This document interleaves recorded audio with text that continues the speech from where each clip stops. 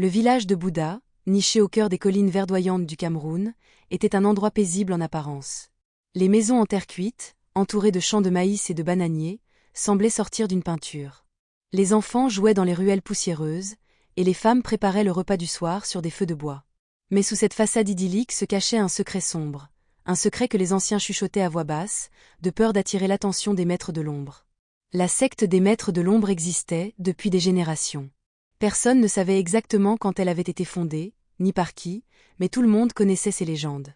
On disait que ses membres avaient le pouvoir de voyager dans le monde astral, un royaume invisible où ils pouvaient manipuler la réalité. Ils volaient la chance des uns pour la donner aux autres, provoquaient des maladies mystérieuses, et même causaient la mort de ceux qui osaient leur résister. Leur pouvoir était si grand qu'ils contrôlaient tout le village, sans que personne ne s'en rende compte. Arnaud avait grandi dans ce village, entouré de ces histoires. Enfant, il les écoutait avec fascination, mais aussi avec une peur grandissante. Sa mère, une femme pieuse et superstitieuse, lui répétait souvent « Ne parle jamais des maîtres de l'ombre, mon fils. Ils entendent tout, et ils n'aiment pas ceux qui posent trop de questions. » Mais Arnaud était curieux, trop curieux. Il voulait savoir ce qui se cachait derrière ces légendes, et surtout, il voulait comprendre pourquoi son père, un homme fort et respecté, semblait si terrifié chaque fois que le sujet était abordé. Quand Arnaud eut 20 ans, il fut approché par un homme mystérieux nommé Mbombo. Mbombo était un ancien du village, mais il n'avait rien de commun avec les autres. Il portait toujours une cape noire, même sous le soleil brûlant, et ses yeux semblaient percer l'âme de ceux qui le regardaient. Un soir, alors qu'Arnaud rentrait des champs, Mbombo l'arrêta sur le chemin. « Tu as l'air d'un jeune homme ambitieux, » dit Mbombo, sa voix grave et hypnotique. « Je peux te montrer des choses que tu n'as jamais imaginées. Des choses qui te donneront le pouvoir, la richesse et le respect de tous. » Arnaud hésita. Il savait que Mbombo faisait partie des maîtres de l'ombre, et il avait peur. Mais il était aussi attiré par la promesse de pouvoir. Il avait toujours rêvé de quitter Bouddha, de voir le monde, de devenir quelqu'un d'important. Et si Mbombo pouvait l'aider à réaliser ce rêve? Que dois-je faire? Demanda Arnaud, sa voix tremblante. Mbombo sourit, un sourire qui ne toucha pas ses yeux. Tu dois faire un sacrifice. Un sacrifice qui te coûtera, mais qui te rapportera bien plus. Es-tu prêt à payer le prix? Arnaud ne savait pas ce que cela signifiait, mais il hocha la tête. Il était prêt à tout. Le rituel eut lieu une nuit de pleine lune, dans une clairière cachée au fond de la forêt. Arnaud fut conduit devant un autel en pierre, entouré de 12 hommes et femmes vêtus de noir. Mbombo lui tendit un couteau et lui ordonna de sacrifier un animal. Arnaud obéit, mais ce n'était qu'un test. Le vrai sacrifice était encore à venir. Maintenant, dit Mbombo, tu dois sacrifier quelqu'un que tu aimes. Quelqu'un qui est proche de toi. Ce sacrifice te liera à nous pour toujours. Arnaud sentit son cœur se serrer. Il ne voulait pas faire ça, mais il était trop tard pour reculer. Il pensa à sa mère, à son père, à son petit frère. Finalement, il choisit sa mère. Elle était la plus faible, la plus vulnérable. Il se dit que ce serait plus facile. Le rituel fut horrible. Arnaud dut utiliser un sortilège pour tuer sa mère dans son sommeil. Il la vit se tordre de douleur, puis s'immobiliser, ses yeux grands ouverts, pleins de terreur. Il pleura toute la nuit, mais au matin, il sentit quelque chose changer en lui. Il se sentait plus fort, plus puissant. Et surtout, il sentait qu'il faisait désormais partie de quelque chose de plus grand. Les mois qui suivirent furent un mélange de triomphe et de cauchemar. Arnaud devint riche presque du jour au lendemain. Il acheta une grande maison, des vêtements coûteux, et même une voiture. Les villageois le respectaient, le craignaient. Mais la nuit, il devait participer aux voyages astraux, où il apprenait à voler la chance des autres, à semer le chaos et la destruction.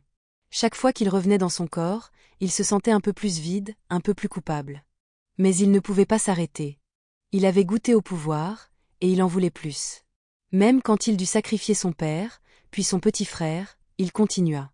Il se disait qu'il n'avait pas le choix, qu'il était trop tard pour faire marche arrière. Jusqu'au jour où la secte lui demanda de sacrifier son fils. Arnaud avait toujours su que la secte exigerait un jour un sacrifice qu'il ne pourrait pas faire. Mais il avait espéré que ce jour ne viendrait jamais. Quand Mbombo lui annonça qu'il devait sacrifier son fils, il sentit son monde s'écrouler. C'est la dernière condition, dit Mbombo, sa voix aussi calme que s'il parlait de la météo. Une fois que tu auras fait cela, tu seras l'un des nôtres. Tu auras tout ce que tu as toujours voulu. Arnaud regarda Mbombo, puis les autres membres de la secte qui l'entouraient. Ils étaient tous là, leurs visages impassibles, leurs yeux brillants d'une lueur maléfique. Il se sentit pris au piège, comme un animal dans une cage. « Je ne peux pas, murmura-t-il. Pas mon fils. Pas lui. » Mbombo fronça les sourcils. « Tu as déjà sacrifié ta mère, ton père, ton frère. Pourquoi hésites-tu maintenant ?» Arnaud ne savait pas quoi répondre. Il avait toujours justifié ses actes en se disant qu'il protégeait sa famille, qu'il leur assurait une vie meilleure. Mais sacrifier son fils? C'était différent. C'était son enfant, son sang, son avenir. « Je ne peux pas, répéta-t-il, plus fermement cette fois. Mbombo se rapprocha, son visage à quelques centimètres de celui d'Arnaud. « Tu n'as pas le choix. Si tu refuses, tu deviendras notre ennemi. Et tu sais ce qui arrive à nos ennemis. » Arnaud frissonna. Il avait vu ce qui était arrivé à ceux qui avaient trahi la secte. Ils avaient disparu, ou pire, ils étaient devenus fous, hantés par des esprits maléfiques jusqu'à ce que la mort les emporte. « Donne-moi du temps, dit-il finalement. Je dois réfléchir. » Mbombo hocha la tête, mais son regard était dur. « Tu as jusqu'à la prochaine pleine lune. Pas un jour de plus. » Arnaud rentra chez lui ce soir-là, l'esprit en ébullition. Il regarda son fils, un petit garçon de 5 ans nommé Kevin, qui dormait paisiblement dans son lit. Il se demanda comment il avait pu en arriver là. Comment il avait pu sacrifier sa famille, comment il avait pu devenir ce monstre. Il passa les jours suivants à errer dans la maison, incapable de dormir ou de manger. Il essayait de trouver une solution, un moyen de fuir la secte sans mettre sa vie en danger. Mais chaque fois qu'il pensait à Mbombo et aux autres, il sentait une peur viscérale l'envahir. La nuit de la pleine lune arriva trop vite. Arnaud savait qu'il devait prendre une décision. Il pouvait sacrifier son fils et devenir l'un des chefs de la secte, ou il pouvait refuser et risquer sa vie. Finalement, il prit une décision. Il ne sacrifierait pas son fils. Il ne pouvait pas. Il préférait mourir que de faire ça. Bien sûr. La décision d'Arnaud était prise, il ne sacrifierait pas son fils. Mais il savait que refuser la secte signifiait la mort, ou pire. Il devait fuir, disparaître avant que les maîtres de l'ombre ne le rattrapent. Le problème, c'était que fuir une secte aussi puissante n'était pas chose facile. Ils avaient des yeux et des oreilles partout, et leur magie noire leur permettait de traquer leurs ennemis même à des kilomètres de distance. Arnaud commença par préparer son plan en secret. Il rassembla de l'argent, des vêtements et quelques affaires essentielles. Il savait qu'il ne pourrait pas emmener grand-chose, car il devait voyager léger et vite.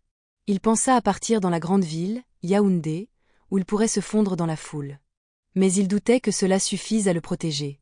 Une nuit, alors que Kevin dormait profondément, Arnaud se glissa hors de la maison. Il avait laissé une lettre pour sa femme, expliquant qu'il partait pour un temps, sans donner de détails. Il savait qu'elle ne comprendrait pas, mais il espérait qu'elle lui pardonnerait un jour. Il marcha pendant des heures dans l'obscurité, évitant les routes principales et les villages. Il savait que les maîtres de l'ombre avaient des espions partout, et il ne pouvait se permettre de se faire repérer. À l'aube, il atteignit un petit village isolé, où il espérait trouver de l'aide. Le premier marabout qu'il rencontra était un vieil homme aux yeux perçants et à la barbe blanche. Arnaud lui raconta tout, la secte, les sacrifices, la malédiction qui pesait sur lui. Le marabout l'écouta en silence, puis secoua la tête. « Tu as goûté au sang, mon fils, dit-il. Tu as pactisé avec les forces du mal. Il n'y a pas de retour en arrière possible. La seule chose que je peux faire pour toi, c'est de te donner une protection temporaire. Mais cela ne durera pas longtemps. » Le marabout prépara un talisman en cuir, qu'il donna à Arnaud. « Porte ceci autour de ton cou. Il te protégera des esprits maléfiques pendant un temps. Mais sache que la secte finira par te retrouver. Tu ne peux pas échapper à ton destin. » Arnaud remercia le marabout et reprit sa route. Il se sentait un peu plus en sécurité avec le talisman, mais il savait que ce n'était qu'une question de temps avant que les maîtres de l'ombre ne le rattrapent. Les jours suivants furent un cauchemar. Arnaud voyageait de village en village, cherchant désespérément de l'aide. Il consulta des marabouts, des pasteurs, même des guérisseurs traditionnels. Mais tous lui dirent la même chose, il était trop tard. Il avait vendu son âme, et il n'y avait pas de rédemption possible. Pendant ce temps, les phénomènes surnaturels commencèrent. La première nuit, il entendit des voix chuchoter son nom dans le noir. La deuxième nuit, il vit des ombres bouger dans les coins de sa chambre. La troisième nuit, il fut réveillé par un cri strident, comme si quelqu'un hurlait à côté de son lit. Arnaud savait que la secte était à ses trousses. Il devait continuer à fuir, mais il sentait que ses forces l'abandonnaient. Il commença à avoir des visions de sa mère, de son père et de son frère, leurs visages déformés par la colère et la douleur. Il lui reprochait de les avoir trahis, de les avoir sacrifiés pour son propre gain. « Pourquoi as-tu fait ça, Arnaud ? demandait sa mère, ses yeux remplis de larmes. Nous t'aimions. Nous t'avons toujours aimé. Arnaud ne pouvait pas répondre. Il savait qu'il avait commis l'irréparable, et il n'y avait pas de pardon possible. 2 semaines après avoir quitté Bouddha, Arnaud revint dans son village. Il était épuisé, à bout de force, et il savait qu'il ne pourrait pas continuer à fuir indéfiniment. Il décida de faire face à son destin, mais avant de mourir, il voulait dire la vérité. Il voulait que les villageois sachent ce qui se passait vraiment, et pourquoi il avait fait ce qu'il avait fait. Il organisa une réunion dans la place centrale du village, sous le grand arbre à palabres. Les villageois, intrigués, se rassemblèrent autour de lui. Arnaud monta sur une vieille caisse en bois et commença à parler. « Je suis Arnaud, fils de Jean et de Marie. Beaucoup d'entre vous me connaissent. Mais ce que vous ne savez pas, c'est ce que j'ai fait. Ce que j'ai été. » Il raconta tout, son initiation dans la secte, les sacrifices, les voyages astraux, et la demande de tuer son fils. Les villageois écoutaient, horrifiés, certains murmurant des prières, d'autres serrant leurs enfants contre eux. « Je ne suis pas venu ici pour demander votre pardon, » dit Arnaud, sa voix tremblante. « Je sais que je ne mérite pas d'être pardonné. Je suis venu vous avertir. Les maîtres de l'ombre existent, et ils sont plus puissants que vous ne pouvez l'imaginer. Ils sont parmi nous, dans ce village, et ils vous surveillent. Si vous ne faites pas attention, ils vous détruiront, comme ils ont détruit ma famille. » Quand il eut fini de parler, un silence lourd s'abattit sur la place. Les villageois étaient partagés entre la colère et la peur. Certains voulaient chasser Arnaud, d'autres voulaient l'entendre davantage. Mais avant qu'il ne puisse prendre une décision, Arnaud s'effondra, épuisé. Les jours qui suivirent furent un mélange de chaos et de confusion. Les villageois commencèrent à se méfier les uns des autres, se demandant qui parmi eux faisait partie de la secte. Les anciens tentèrent de rétablir l'ordre, mais la peur était trop grande.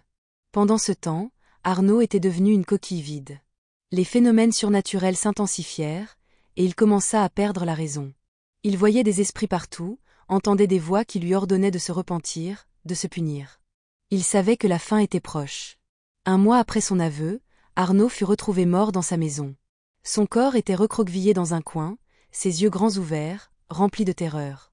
Sur les murs, des symboles étranges avaient été gravés, comme si quelqu'un avait essayé de conjurer les esprits maléfiques. Les villageois, bien que choqués, comprirent que c'était la fin inévitable de quelqu'un qui avait pactisé avec les forces du mal. Ils organisèrent une cérémonie simple pour Arnaud, mais personne ne pleura. Ils savaient qu'il avait fait des choix terribles, et que sa mort était le prix à payer. La secte, quant à elle, continua ses activités dans l'ombre. Personne ne savait qui en faisait partie, ni comment la combattre. Mais une chose était sûre, l'histoire d'Arnaud servit d'avertissement à tous ceux qui seraient tentés par les promesses de pouvoir et de richesses faciles.